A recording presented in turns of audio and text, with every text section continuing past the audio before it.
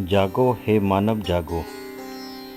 मुझे कहते हुए शर्म आती है कि जिस पवित्र जीवनदायिनी माते तुल्य गंगा यमुना सरस्वती और इनको जन्म देने वाला सागर के चरण स्पर्श करने के लिए तो हम तत्पर रहते हैं, लेकिन उनकी इस गिरती हुई दशा को देखकर जिसने न केवल उनकी पवित्रता का ही हास किया है, वरन उससे उत्पन्न होने वाली प्रकृति का भी सर्वनाश किया। उस प्रकृति से जुड़े मानव की मानवता नैतिकता का ही नहीं, उसके स्वास्थ्य को भी कैंसर जैसी बीमारियों का विषपान कराया। इन सबके जिम्मेदार आप हम सब हैं। आज हमें इस मंच से बार बार सोचना होगा कि हमने इस प्रकृति के साथ जो खिलवाड़ कर आज की युवा पीढ़ी को जो कुछ दिया है, उसमें सुधार करना पड़ेगा।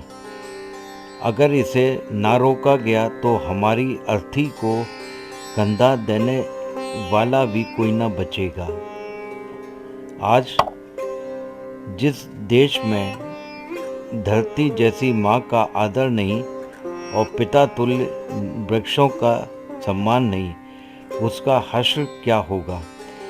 हम लोग भली भांति जानते हैं कि आज के इस दूषित पर्यावरण की विध्वंस ज्वाला के कारण न जाने कितनी असाध्य बीमारियों को हमें झेलना पड़ेगा। उसका हमें आज एहसास तक नहीं।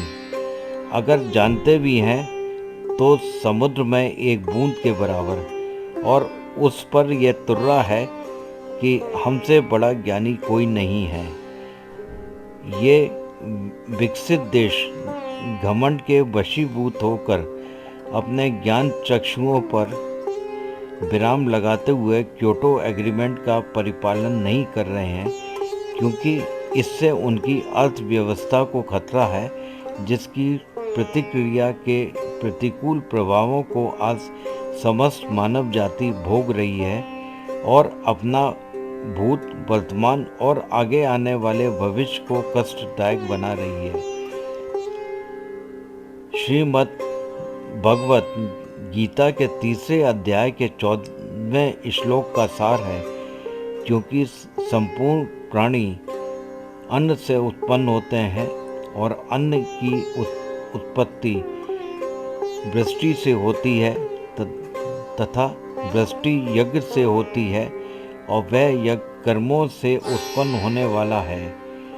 गीता की इन पंक्तियों में यह स्पष्ट कहा गया है कि प्रकृति के नियमों के विरुद्ध जाओगे तो अपने अस्तित्व को भी खो दोगे और आगे आने वाली पीढ़ियों के लिए एक विनाशकारी उदाहरण प्रस्तुत कर जाओगे।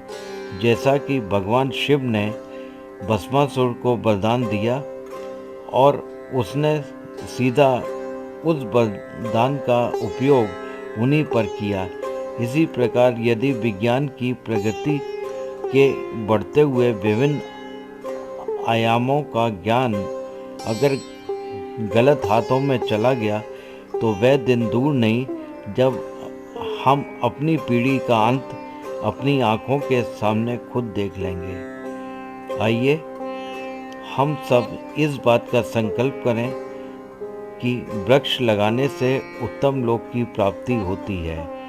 यदि हम रामचरितमानस का गहन अध्ययन करें तो पाते हैं कि जन साधारण को वृक्षारोपण हेतु प्रेरित करने का कार्य गोस्वामी तुलसीदास जी ने आज से लगभग 4 शताब्दी पूर्व आरंभ कर चुके थे। सुमन वाटिका सभई लगाई, विविध भांति करी जतन बनाई, तरनी तनुजा तट तमाल तरुवर बहु छाए, झुके कूल सो जल परसन हित मनऊ सुहाए। आज विश्व पर्यावरण दिवस के शुभ अवसर पर हम सब इस बात का संकल्प करें कि इस उजड़ी हुई मातृभूमि पर वृक्षारोपण कर इसे हरा भरा बनाएं, जिससे न केवल दूषित होता हुआ पर्यावरण ही शुद्ध होगा, वरन पितरों का श्राद्ध भी ये वृक्ष स्वयं करेंगे। पुत्र तो निश्चित नहीं कि 1 वर्ष पर भी श्राद्ध करेगा या नहीं, परंतु वृक्ष तो प्रतिदिन अपने फल फूल पत्र आदि का दान कर वृक्ष लगाने वाले का श्राद्ध करते हैं। और अंत में अपनी वाणी को विराम देते हुए एक दुआ आपको समर्पित करता हूँ। वृक्ष कभों नहीं फल बके, नदी न संचय नीर, परमारथ के कारणे वृक्षन धरा शरीर। अंतिम इच्छा। श्री मान्यवर नरेश सक्सेना की कविता जो मेरे दिल को छू गई। अंतिम समय जब कोई नहीं जाएगा, साथ जाएगा एक वृक्ष, अपनी गोरैयों गिलहरियों से बिछुड़कर जाएगा एक वृक्ष।